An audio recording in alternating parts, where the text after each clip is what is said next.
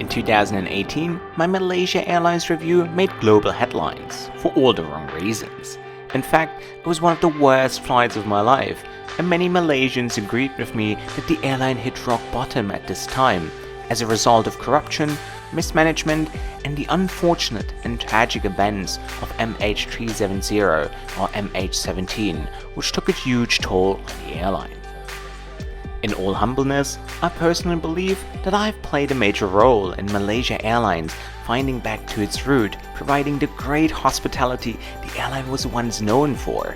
After my video in 2018, the Malaysian flag carrier set up a major training program for its senior cabin crew in order to deal with similar issues in the future, taking their game to the next level, and my recent flights have shown the results.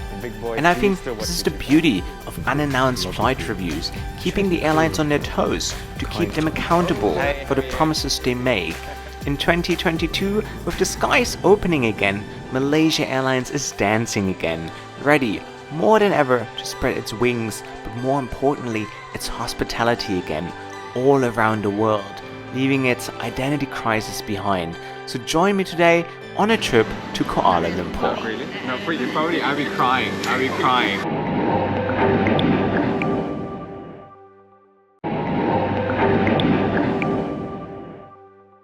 So guys, and here we are all checked in for Malaysia Airlines adventure. Super excited. I haven't been to Malaysia since the pandemic started actually, so I'm very happy to return. It's also the start of like a 22-day aviation tour, which is taking me to Greenland, to Africa again, and to Iran, so it's going to be quite exciting. So make sure you subscribe right now so you'll miss out on all the following videos. But now let's head airside and let's fly Malaysia Airlines. Today's trip starts in Sri Lanka's capital, Colombo, and will take me all the way to Bangkok with a 10-hour stop in Kuala Lumpur. After check-in, I checked out the One World Lounge, which was small but lovely. So quick visit to the lounge, One World Lounge. Malaysia Airlines is about to touch down. I also met a really nice father, also subscriber, his name I don't remember, sorry, but thanks for saying hello. And this is what I love about being back at the road, when you meet your subscribers in person and they're such nice people, and then you always wonder, why do they watch my videos? But it's really nice if you guys come and say hello. Now let's head to the gate and welcome Malaysia Airlines 737-800. It was then time to board Malaysia Airlines Boeing 737-800, which is the backbone of their regional operation, with 44 planes in service and soon to be replaced with the 737 MAX. The cabin features 16 seats in business class in a 2-2 configuration, but we will be traveling in the back today. 144 seats in a standard 3-3 configuration is what you will find in their economy class. So guys, and here we are, welcome back on Malaysia Airlines. Got a lovely welcome so far.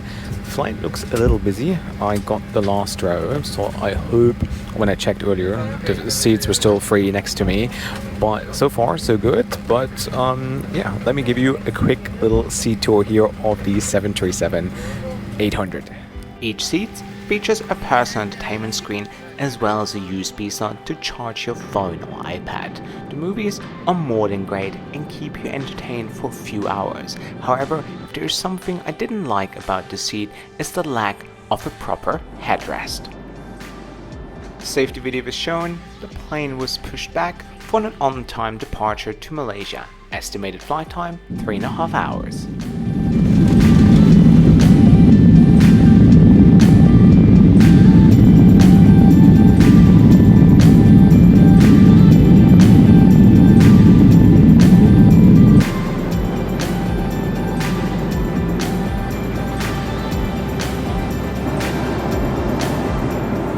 So there we go, half an hour into the flight, there is a midnight snack. I could choose between chicken rice or fish. Went for the rice. And something I really like about Malaysia Airlines, and what I remember from my flight from Manila to Cahill in 2018, the cabin crew is very vocal and very loud. They clearly tell you in a very loud tone what they have. You know, in some airlines they literally whisper to you and you don't hear a word. That's something I really appreciate. Interesting. It says eco-friendly packaging, and then the cutlery is plastic. Makes no sense. All right, let's dig in and let's see what it tastes like. So that was it. Lovely meal. Probably as good as it gets for economy class food. A little spicy for my taste, but then you guys know that I can't handle any spice. The one thing I found a bit strange though is that they handed out the food, and now when everyone is done with their meals, as the gentleman's over there or myself, now they only start with the beverage service, which I don't really think I've seen before, because obviously you want to have a drink with your meal, but I don't know why that is. But yeah, so far so good. Great food, lovely seat, infotainment is good.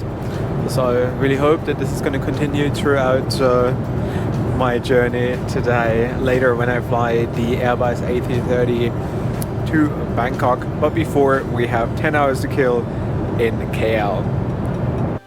I spent the rest of the flight resting, and we then started our descent into Kuala Lumpur, Malaysia, where I was about to meet a very good friend of mine.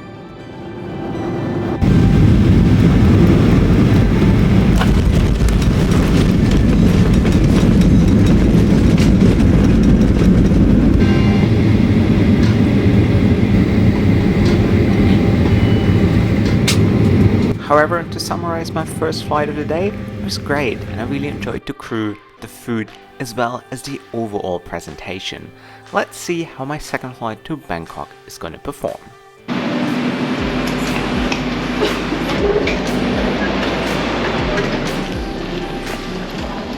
So what a lovely flight. Had a great crew, had a great experience. It's just the Malaysia Airlines that I love. Now I'm past immigration. Had to download the app, but then other than that, it was very straightforward. And now I'm gonna go see my friend, because I have 10 hours, so I'm gonna make the best of it. So I'm gonna see my friend. She's a cadet pilot with Malaysia Airlines as well. So I hope she's gonna take me around for some good Malaysian food. But I have to find the exit first. But so great to be back in Malaysia. Oh. How are you? Why are you hiding? Hey pilot, congratulations. So proud of you. How's it being back home? What's easier, driving or flying? Hold on, you think flying and driving is just as easy? Yeah. So everybody who can drive a car can fly a plane? Yes, I guess so. You guess so, or you know? I think so. You think so? Oh my god! I can't put that on YouTube. I have to edit that. I can't put it in a video, Vivian. Oh my god. We want Malaysian food, right? Yes, Yes. that's the best. So let's get some McDonald's. There's Malaysian food there. Is it? So we kind of ended up at McDonald's. We wanted to have char, which is my favorite dish in Malaysia, but we couldn't find it. But now you have the local. That's what the local McDonald's looks like here. And quarter pounder, my favorite. They don't have it in Europe. They don't have it either. And either in Sri Lanka, quarter pounder is the best, right? Is that spicy? Not really. Not really? No, for you, probably I'll be crying. I'll be crying. Yeah. So I have like 3 more hours until takeoff. So I'm gonna enjoy this quarter pounder now. Oh, you got it right. No pickles. And no onions. Cheers. I'm such a nice guy. I paid for the parking and the McDonald's. I feel like my Malaysian viewers will give me a lot of shit for coming to Malaysia and go to McDonald's. It's terrible, right? It is. I'm sorry.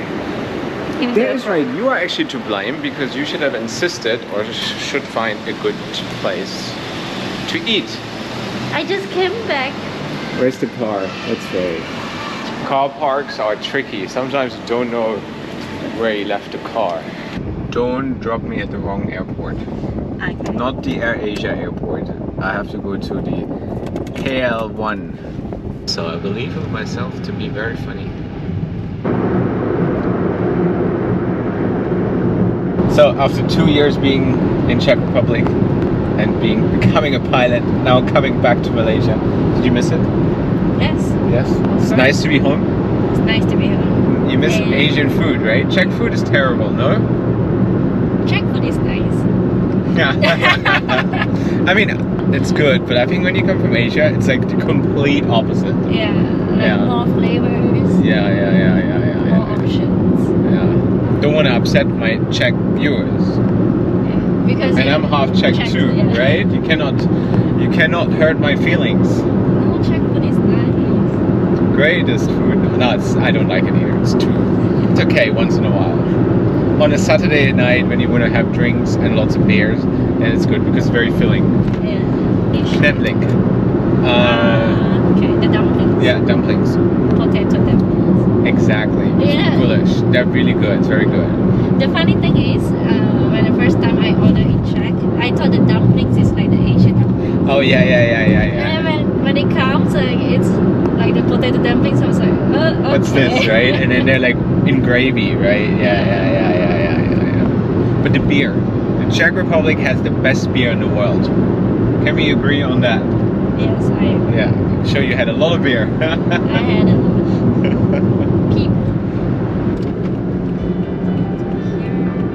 Well, Vivian, thank you so much for your time. You're welcome. Thanks for your Malaysian hospitality. Let's see you to bye.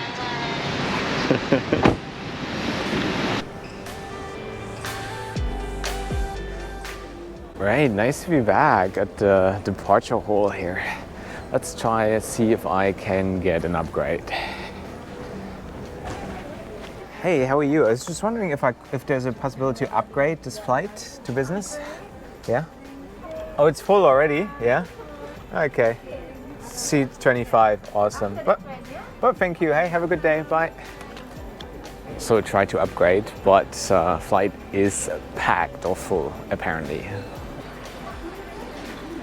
It was then time to make my way to the gate for my 35th departure out of KL International Airport and my 12th flight of Malaysia Airlines. In all those years, I've covered 35,000 miles on the Malaysian flag carrier, and besides the Airbus A380, I've been on all of their planes in both classes. Sorry, I just felt sharing a few stats today. So yeah, I think from any 380 stories of all those operators, Malaysia Airlines was probably the saddest. It never really succeeded, never really took off. It never really became a thing, and they literally been sitting before the pandemic. They've been sitting around there and not really being really utilized. But yeah, that is, I guess, the 380 in a nutshell. Beautiful plane for passenger comfort, right? And probably even very profitable if you have a massive fleet such as Emirates. But when you look at it, yeah, it was quite of a disappointment. The 380 saga.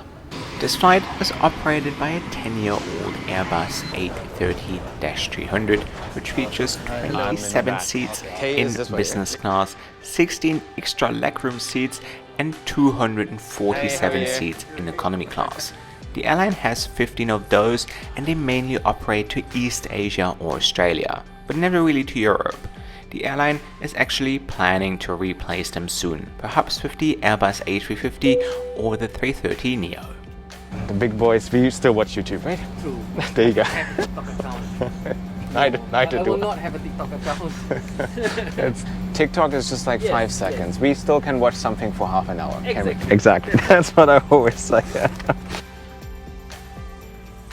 And here we are. Welcome on board the Airbus A330 of Malaysia Airlines. Once again, amazing crew, lovely crew, chatty crew, kind crew. It's been really like a bliss flying Malaysia Airlines today.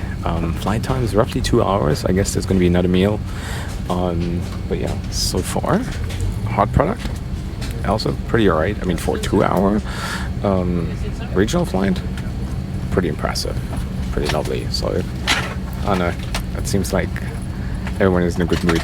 I like that. Each seat features a personal entertainment screen, a remote, as well as a USB slot to charge your device. The cabin comes in a popular 242 configuration, as you know it from most Airbuses. We then pushed back for an on-time departure to Bangkok Suvarnabhumi International Airport.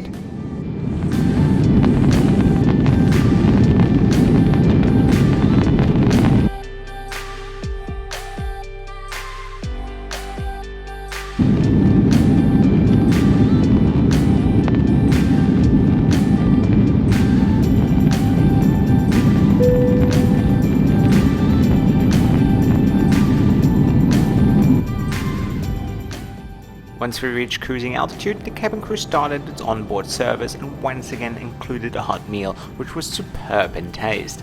I'm very happy to see that despite the challenges most airlines face in the region, that they still provide some value in return for your money.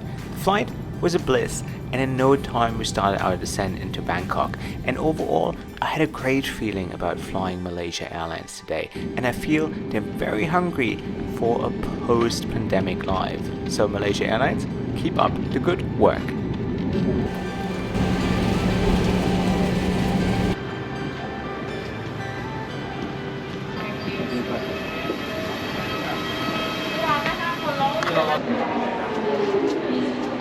So welcome to Bangkok Suvarnabhumi International Airport. It's been a while and I was almost at immigration when I realized I left my phone on the plane. Well, luckily they were able to find it, so I was running back. That's why I'm probably out of breath. But here we are. And this is what it looks like in Bangkok right now. To be honest, empty. There's nobody really here.